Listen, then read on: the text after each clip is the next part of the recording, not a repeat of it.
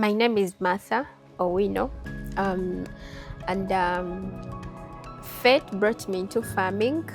Let's say my love for farming made me leave my job as an accountant to come and start up a farm that is Zoe Farms and Fisheries. My role at Zoe Farms and Fisheries, I run the farm. I have to make sure the farm is in order. And also make sure that whatever that we do at the farm comes as expected. Zoe Farms and Fisheries, we do so many things. We are into poultry farming, piggery, and also we do aquaculture, that is fish farming. And at the same time also we have trees down where the fish farm is.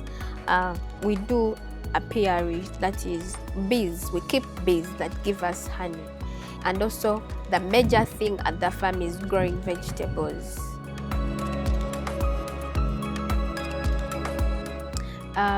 We provide organic foods to restaurants and also to the supermarkets that sell to people. We find that the food that we grow here is purely organic. And also we help to improve the nutrition through providing raw materials to the middlemen who add value to products that we produce. And you find that when we grow pumpkins here, a middleman goes and adds value and produces pumpkin porridge, and that helps to improve nutrition among mothers, children. I would advise someone who wants to start farming as me, when you want to start up a farm, employ professionals who won't waste your time. Because if you employ someone who is not knowledgeable enough, you'll be the one to first train them, and time is going. We don't have time. We are looking at the time factor.